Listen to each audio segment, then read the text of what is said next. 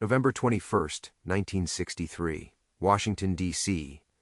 Bill Hartley watched President Kennedy refuse Edgar Hoover's outstretched hand.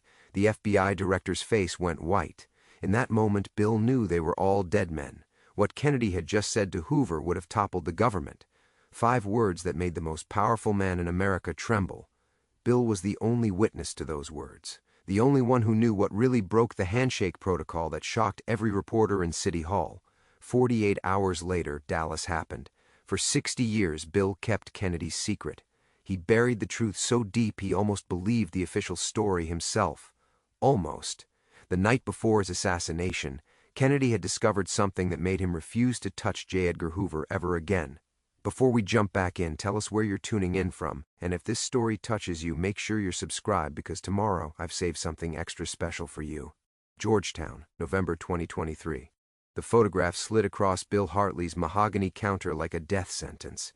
His weathered hands, steady despite his 72 years, trembled as they hovered over the black and white image. There he was, young, lean, standing 3 feet behind President Kennedy's left shoulder in that cramped anteroom off the Oval Office. The photo captured the exact moment JFK had spoken those 5 words that changed everything. "You recognize yourself, Mr. Hartley?" The woman's voice cut through the musty silence of his bookstore like surgical steel. She couldn't have been more than 30, with sharp cheekbones and eyes the color of winter storms. Her coat was expensive Burberry. Maybe, but she wore it like armor. Bill's throat constricted. In 60 years, no photograph of that meeting had ever surfaced. The official records listed only Kennedy and Hoover present. Bill's presence had been scrubbed from every document, every witness statement, every piece of evidence that the meeting had occurred. "Where did you get this?" His voice came out as a whisper. She smiled, but there was no warmth in it. "The same place I got these." 3 more photographs fanned across the counter, Kennedy's face contorting with rage, Hoover stepping backward, his hand still extended in that futile handshake, and in the final shot Bill's own face, pale with horror as he realized what Kennedy had just set in motion. The bell above his shop door chimed as an elderly customer shuffled in, seeking refuge from the November rain. Bill forced his expression neutral, sliding the photographs into a drawer with practiced calm. 60 years of keeping secrets had taught him to compartmentalize terror. "We'll be closing in 5 minutes, Mrs. Patterson," he called to the regular customer browsing his rare biography section. His voice betrayed nothing of the earthquake happening inside his chest. The woman across from him, she hadn't given her name, waited with predatory patience. She understood the game. She knew he couldn't run, couldn't scream, couldn't do anything but play along until they were alone again. Mrs. Patterson selected a worn copy of Schlesinger's 1,000 Days and shuffled to the counter. As Bill rang up the sale, his mind raced through possibilities. CIA, NSA, or something worse, something connected to the shadow network that had orchestrated everything that followed Dallas. The transaction felt eternal.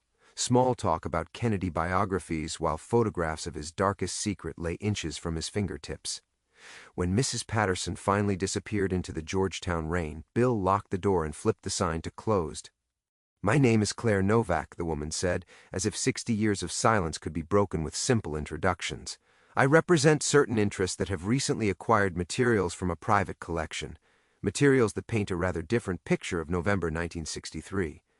Bill's legs felt weak. He gripped the counter's edge, feeling every one of his 72 years. "What do you want?" "The truth, Mr. Hartley. You were chief of staff for exactly 11 more months after Kennedy's death. Then you vanished from politics entirely, bought this little shop, lived quietly, never married, estranged from your only daughter." She paused, letting the threat sink in. "Sarah's doing well at the Post, by the way. Investigative journalism runs in the family, apparently." The mention of Sarah hit like a physical blow. His daughter brilliant, stubborn, with her mother's fierce sense of justice and his own dangerous curiosity. They hadn't spoken in 3 years, not since their last bitter argument about his wasted life hiding among dusty books instead of using his knowledge to serve the country. If only she knew what his knowledge would cost them both. "Sarah doesn't know anything," he said quickly. "Perhaps not yet." Claire's smile sharpened. "But these photographs are just the beginning. There are recordings, Mr. Hartley, audio files that capture every word spoken in that room, including Kennedy's accusation, including Hoover's response, including your promise to fix the problem." The world tilted. Bill gripped the counter harder, fighting the urge to collapse. He'd spent 6 decades believing that secret had died with both men, that his own role in the tragedy that followed was buried so deep it would never surface. The files are scheduled for release in 72 hours, Claire continued. Unless, of course, we reach an understanding. Outside, Georgetown's tree-lined streets sparkled with early holiday lights, peaceful and ordinary. Inside the bookstore that had been his sanctuary for 4 decades, Bill Hartley felt the walls of his carefully constructed life crumbling around him. Those 5 words Kennedy had spoken to Hoover, the choice Bill had made to protect the presidency, the phone call he'd made that sealed Kennedy's fate. It was all about to come out. And this time, there would be nowhere to hide. What understanding, he asked, though part of him already knew he didn't want the answer. Claire reached into her coat and withdrew a slim digital recorder, no larger than a pack of cigarettes. The device looked alien among his leather-bound volumes and brass fixtures. November 22, 1963, 11:47 a.m., approximately 90 minutes before the motorcade departed Love Field. She pressed play. Static crackled, then voices emerged from 6 decades past.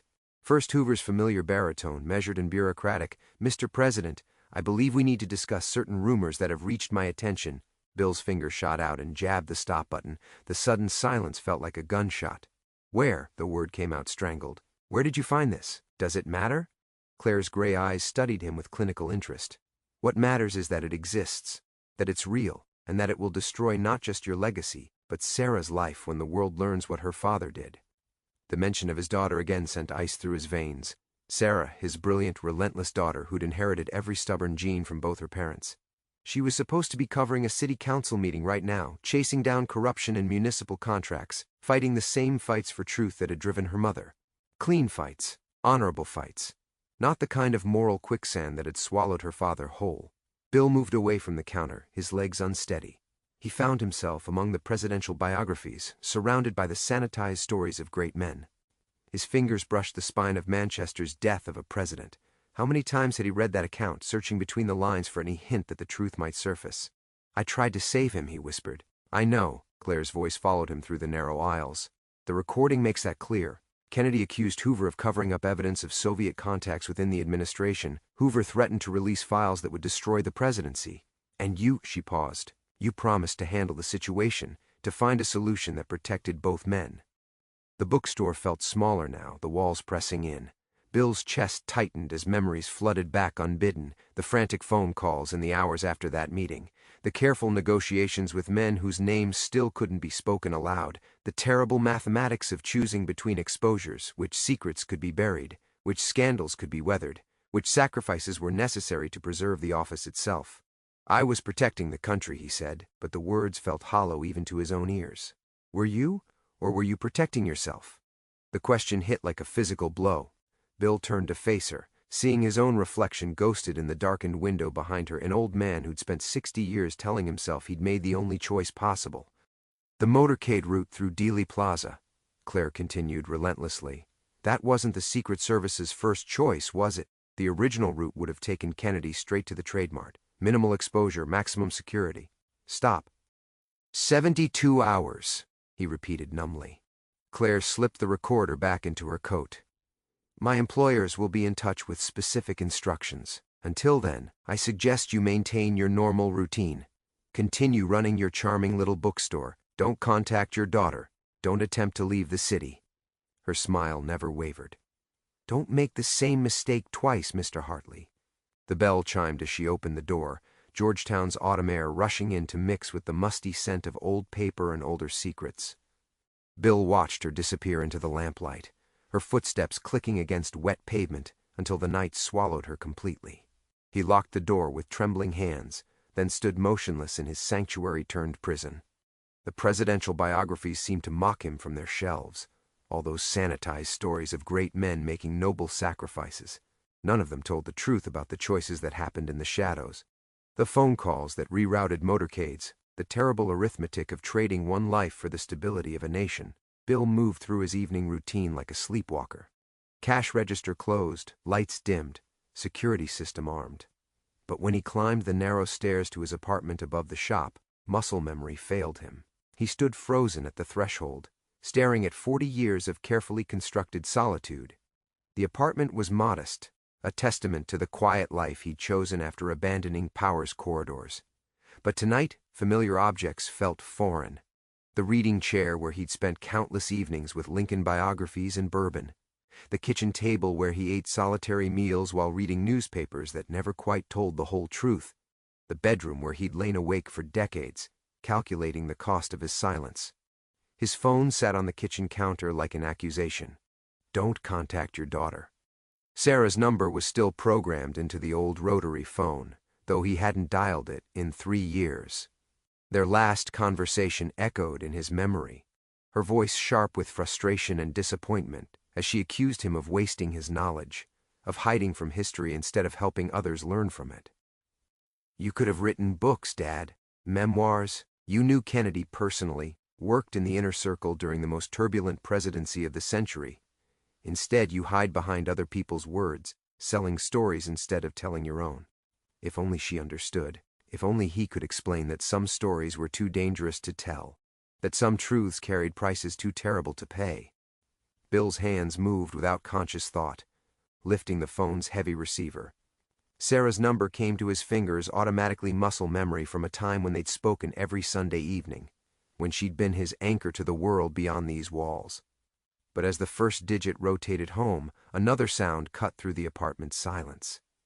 Footsteps. Deliberate and measured, moving across the bookstore below. Bill's blood turned to ice. The security system hadn't chimed. No one should have been able to enter without triggering the sensors he'd installed 5 years ago, sensors that had seemed like paranoid overkill until tonight. He replaced the receiver with exaggerated care, straining to listen. The footsteps moved with purpose, someone who knew exactly where they were going. Not a burglar rifling through the cash register, not a vagrant seeking shelter. Someone conducting a methodical search. Moving to his bedroom window, Bill peered down at the street.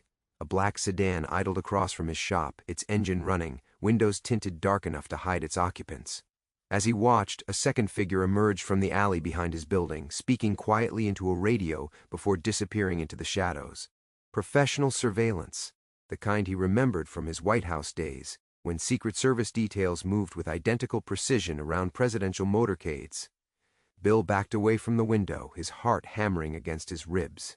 Claire's warning echoed in his mind, don't make the same mistake twice. But what mistake? Trusting the wrong people? Making deals with shadows? Or something else entirely, something that had gotten John Kennedy killed and left Bill carrying the weight of that choice for 60 years? The footsteps below had stopped. In the suffocating quiet, Bill heard the soft beep of his security system being disarmed from the inside. Someone else had the codes. His sanctuary was compromised. His carefully constructed life was crumbling. And somewhere in Washington, Sarah was investigating stories that might lead her straight into the same darkness that had consumed her father. Bill Hartley realized with crystal clarity that 72 hours might be 71 hours too many. The past had finally come home. This isn't happening, he told himself, even as footsteps resumed their measured pace below. This is paranoia. 60 years of guilt finally driving you insane. But the black sedan across the street was real. The voices murmuring into radios were real, and somewhere in his bookstore, someone moved with the confidence of complete familiarity. Bill's hands shook as he reached for his phone again, but not to call Sarah. Marcus Webb's number came from deeper memory, a contact he'd prayed never to use again. His old deputy from the White House Communications Office, the only other person who knew about the calls made in those frantic hours after Kennedy's confrontation with Hoover. The phone rang once, twice. On the third ring, a gravelly voice answered. Jesus Christ, Bill. Not hello, not surprise at hearing from him after 15 years. Just immediate bone-deep fear. Tell me you're calling about your daughter's articles. The words hit like a sledgehammer. Bill's knees buckled and he sank onto his bed. How do you hang up? Marcus's voice dropped to an urgent whisper. Hang up right now and get out of there. The line went dead. Bill stared at the phone, his mind reeling. Marcus knew about Sarah's investigation, which meant others knew, which meant the network that Claire represented had been watching, planning, positioning pieces on a chessboard that Bill had foolishly believed was packed away with other Cold War relics. A soft creak from the stairwell leading to his apartment froze his blood. They were coming up. Bill moved with the desperate efficiency of a man who'd spent decades preparing for this moment without admitting it to himself. The emergency bag hidden behind his bedroom radiator contained cash, fake identification papers that had cost him a fortune in the 1970s, an A-38 revolver he'd never hoped to use. Old habits from an era when trust was a luxury no one could afford. The footsteps on the stairs were deliberate, unhurried, professional. Bill slipped out his apartment's back door onto the fire escape, his breath forming clouds in the November air. Georgetown stretched below him, all warmth and light and civilized comfort. Normal people living normal lives, untouched by the weight of history that was about to crush him. His feet found the metal rungs automatically, muscle memory from emergency drills that had seemed like game playing 60 years ago. The alley behind his building was dark, filled with dumpsters and the detritus of urban life.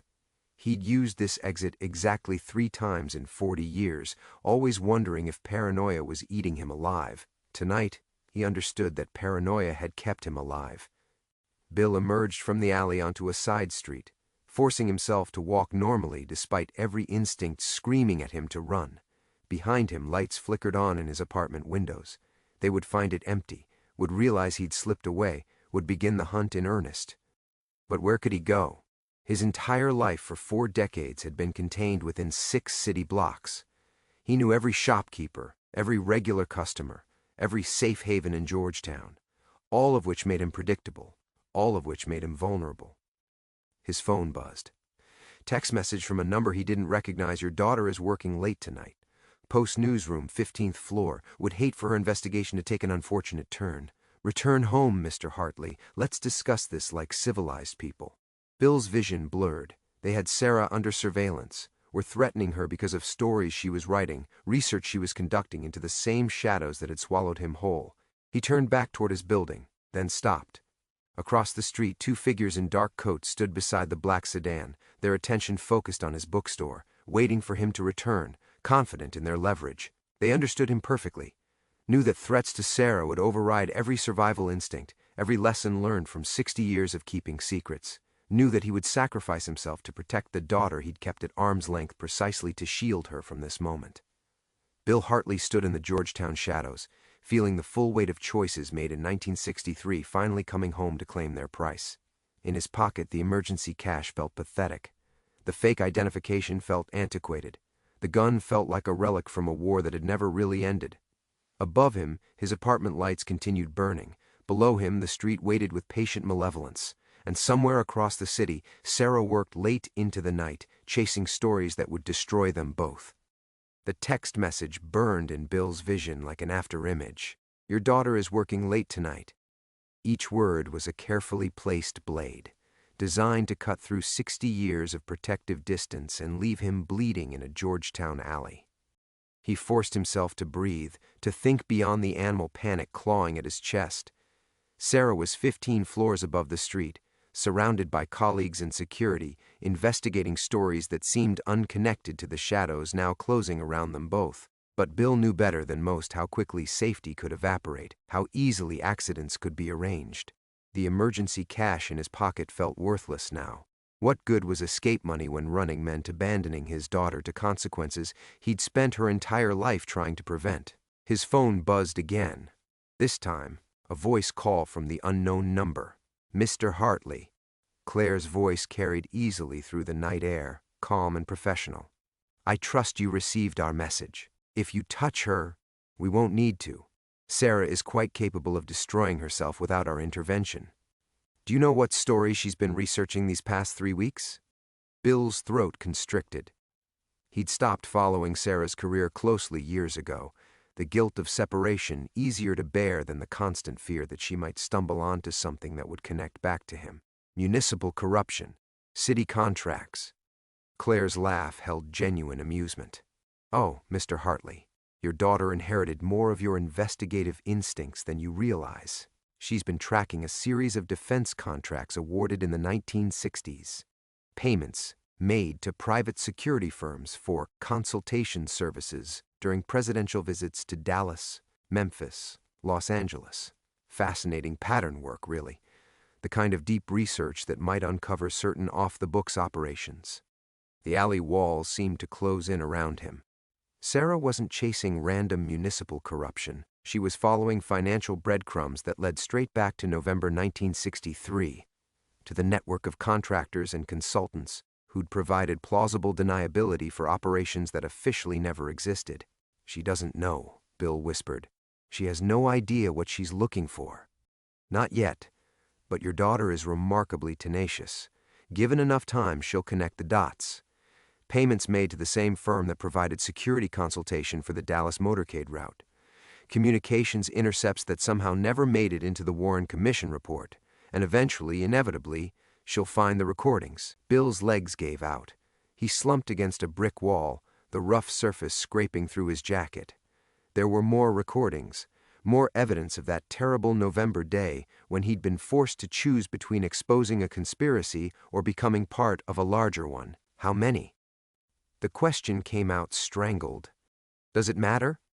What matters is that your daughter is 3 interviews away from uncovering her father's role in the assassination of a president. Imagine the headlines, Mr. Hartley.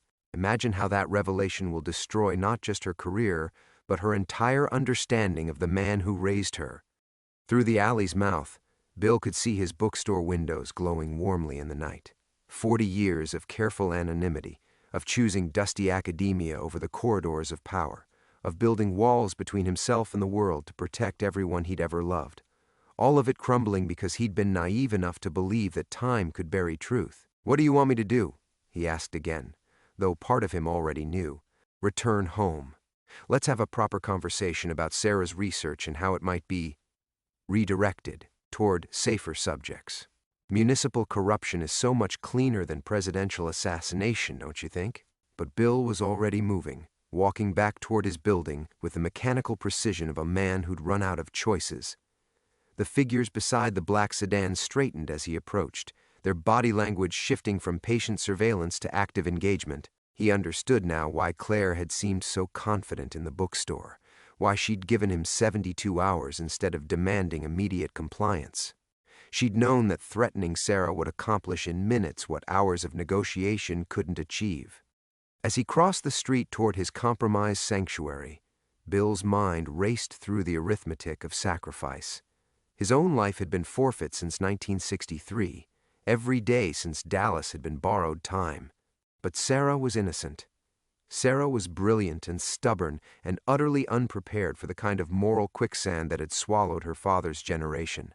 The bookstore's front door stood slightly ajar, warm light spilling onto the sidewalk like an invitation.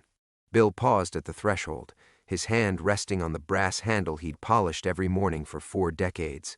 Inside, shadows moved between the shelves, waiting for him to complete the terrible circle that had begun with a handshake refused and a president's accusations, waiting for him to make another impossible choice between truth and survival. Bill Hartley stepped inside, feeling the weight of 1963 finally crushing the life he'd built from its ashes.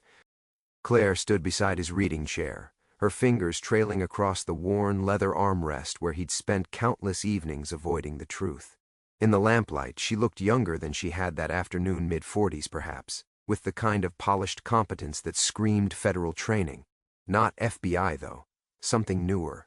Something that hadn't existed when Bill still believed in the righteousness of government service. "You kept excellent records," she said without preamble. "The apartment upstairs is fascinating. 40 years of newspaper clippings, all carefully filed by date. November 22nd, 1963 has quite an extensive folder." Bill's hands clenched at his sides. His private archives, the documentation he'd never been able to throw away but had never dared examine, were supposed to be hidden behind a false wall that had taken him 3 years to construct. "Those are personal papers." "Personal?" Claire lifted a manila folder from the side table. "Transcripts of phone calls made from the White House Communications Office between 11:47 p.m. and 2:15 a.m. on November 22nd. Route modifications authorized under Deputy Chief of Staff William Hartley's signature. Orders to delay Secret Service briefings until after the motorcade departure."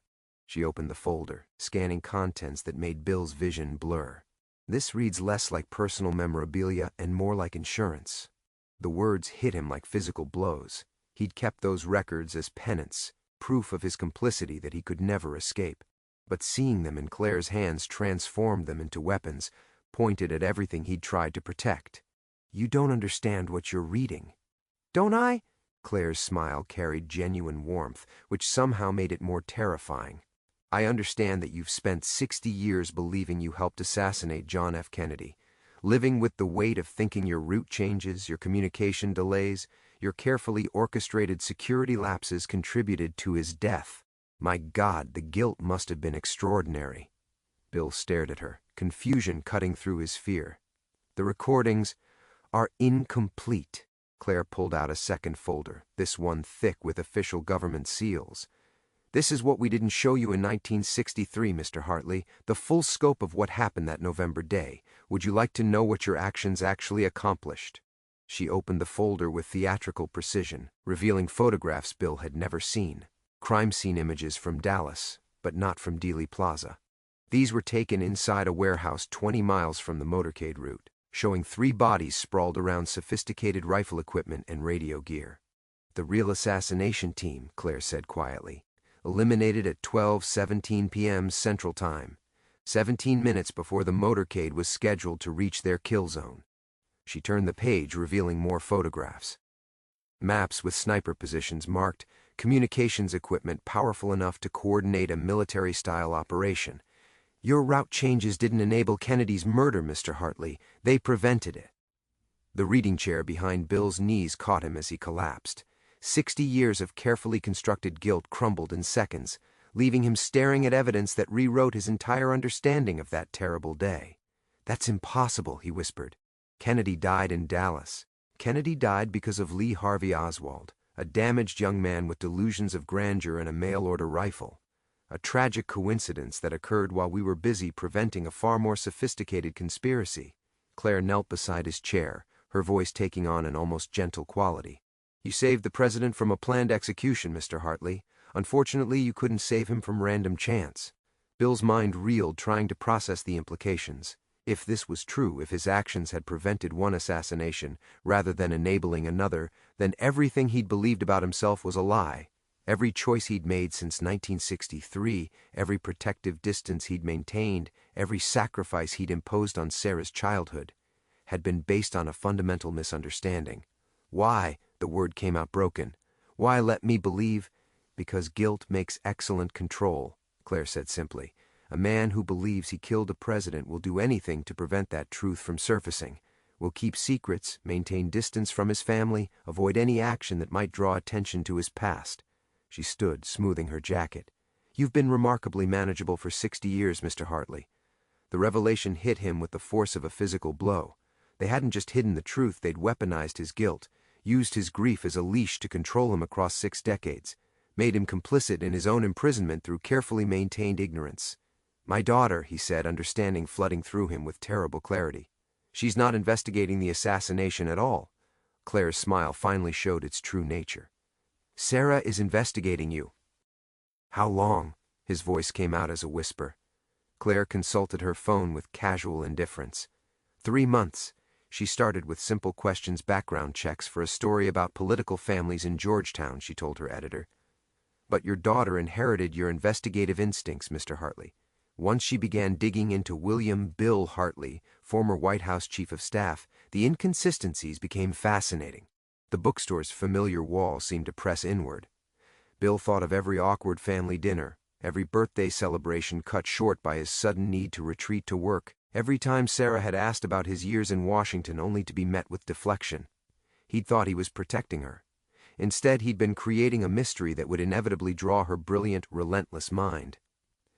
The financial records were particularly interesting, Claire continued, settling into the chair across from his. A man who earned a government salary until 1963, then somehow acquired enough capital to purchase prime Georgetown real estate and stock a rare book collection worth several $100,000. Your daughter is quite skilled at following money trails. Bill's hands trembled as the full scope of his exposure became clear. The bookstore, his apartment, his entire carefully constructed life, all of it purchased with what amounted to blood money. Payments made by the same shadow network that had controlled him through manufactured guilt. Compensation for services rendered in preventing one assassination while enabling another. She found the offshore accounts? Last Tuesday. Payments made quarterly for 40 years to something called Meridian Consulting Services. Quite generous compensation for a retired government employee who runs an antique bookstore. Claire's smile carried maternal pride, as if Sarah were her own protégée. She's scheduled to meet with a Treasury Department source tomorrow morning, someone who specializes in tracking unusual financial patterns from the Cold War era. The room spun around Bill as he understood the trap's final mechanism.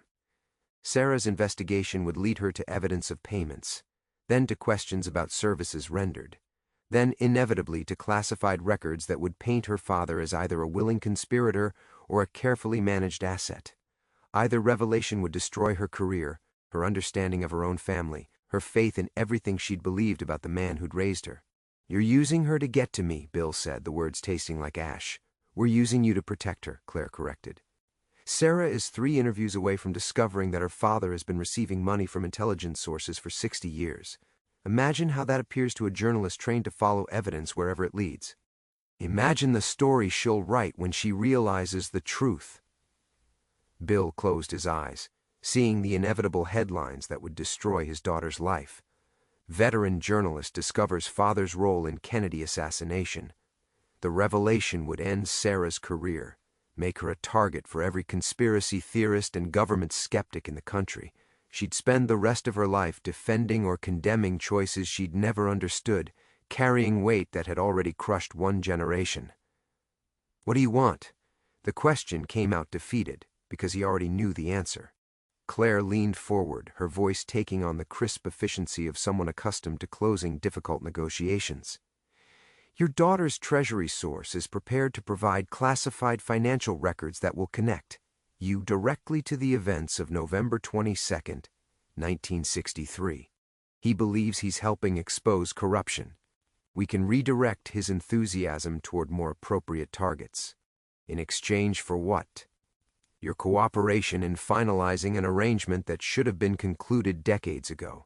You have knowledge of operations, personnel, and decision-making processes that extend far beyond Dallas.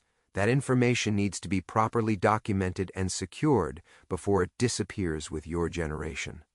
Bill understood the euphemism. They wanted a full debriefing, every detail of his involvement in preventing the original assassination attempt, every name of everyone who'd known about the warehouse team, every piece of evidence he'd hidden in his apartment archives. A complete betrayal of the few remaining principles that had sustained him through 60 years of controlled guilt. "And if I refuse?" Claire's expression didn't change, but something shifted in the air between them. Then Sarah meets her treasury source tomorrow morning and learns that her father has been a paid intelligence asset since 1963. She writes that story, destroys her own career in the process, and spends the rest of her life wondering whether the man who raised her was a patriot or a traitor. Outside, Georgetown settled into its evening rhythm, couples walking to dinner, students heading home from the university, normal people living normal lives, untouched by the machinery of secrets that had been grinding toward this moment for 6 decades. Bill looked at the photographs scattered on the table, evidence of the conspiracy he'd helped prevent and the larger conspiracy he'd unwittingly served. Then he thought of Sarah, brilliant and determined and completely unprepared for the moral quicksand about to swallow them both. The choice, like every choice since Dallas, was no choice at all. The word emerged from Bill Hartley with surprising clarity, cutting through the bookstore's suffocating atmosphere like a blade. Claire's confident expression flickered, just for an instant, as if she'd misheard. "I'm sorry?" Bill stood slowly, his legs steadier than they'd been in hours. 60 years of carefully controlled guilt had just collapsed, replaced by something he'd almost forgotten existed: righteous anger. "I said no more lies, no more manipulation, and no more using my daughter as leverage against me." Claire's composure slipped another degree.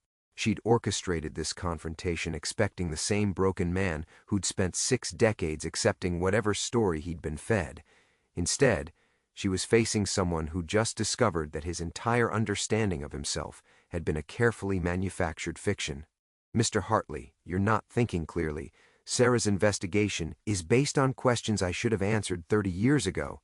Bill moved toward his desk, each step feeling more solid than the last.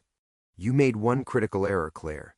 You assumed that guilt was my primary motivation, but it was never guilt that kept me quiet." He pulled open the desk's bottom drawer, revealing a hidden compartment Claire's search had somehow missed.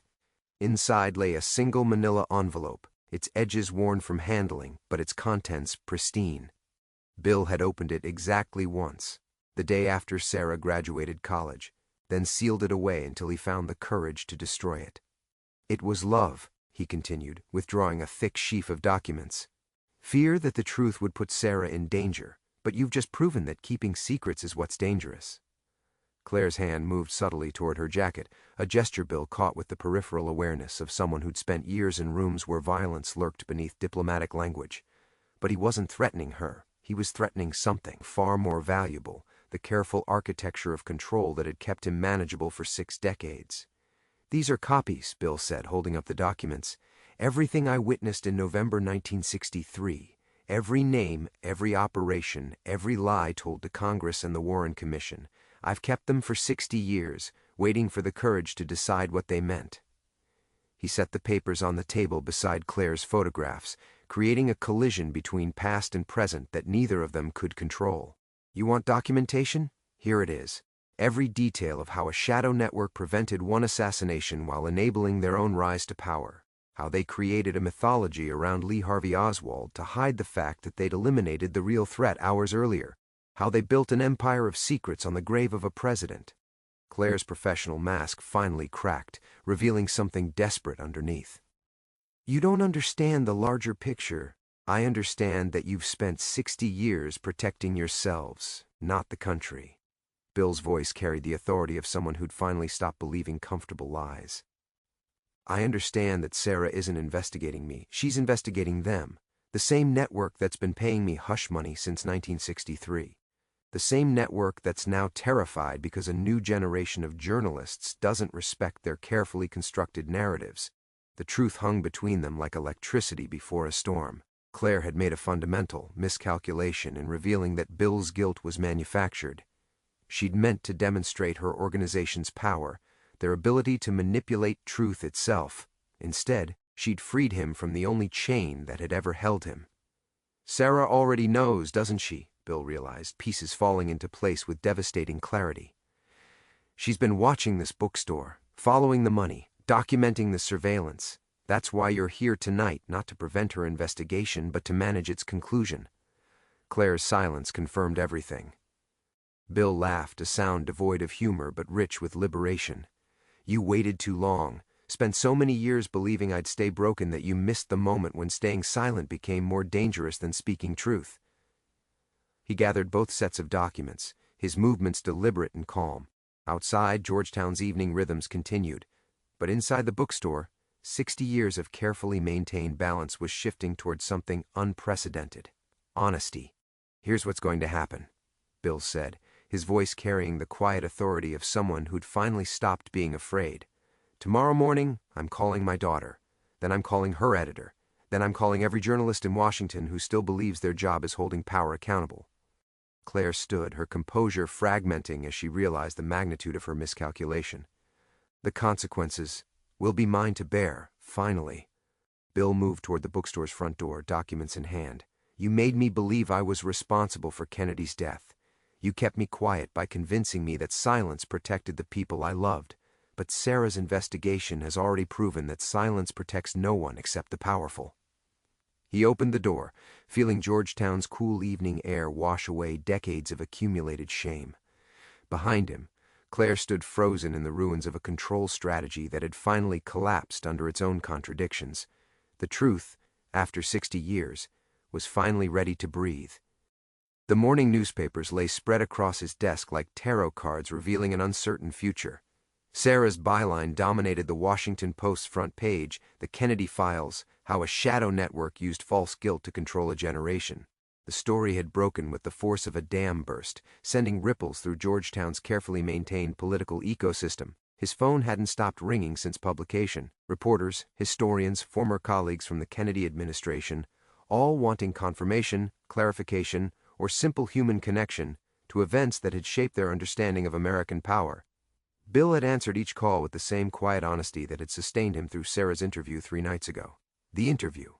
He'd expected anger, accusations. The justified fury of a daughter discovering 60 years of careful distance had been built on lies. Instead, Sarah had sat in the bookstore's reading corner, the same chair where Claire had tried to complete 6 decades of manipulation, and listened with the professional compassion that made her such an effective journalist. Why didn't you tell me, she'd asked. but not with the wounded tone he'd anticipated. Her voice carried something closer to grief, as if she were mourning not just his choices but the lost years when honesty might have brought them closer. "Because I believed their story," he'd answered. "Because guilt feels like responsibility, and responsibility feels like love. I thought keeping distance kept you safe." Now, watching Georgetown's morning foot traffic through the bookstore's windows, Bill understood that safety had been another illusion. Real safety came from truth shared between people who chose to trust each other despite the risks. The door chime announced a familiar presence. Sarah entered carrying coffee and something that might have been tentative hope. She'd been stopping by each morning since the story broke, not with interview questions but with the careful attention of someone rebuilding a relationship that had been stunted by decades of protective distance. "The Times wants to syndicate the series," she said, settling into the reading chair that had become their designated space for difficult conversations. 17 newspapers across the country. They're calling it the most significant intelligence story since Watergate. Bill nodded, feeling pride and apprehension in equal measure. His daughter had taken 60 years of carefully hidden truth and transformed it into something that might actually hold power accountable. But he also understood the machinery of retaliation that her courage had set in motion. "Any word from your editor about security measures?"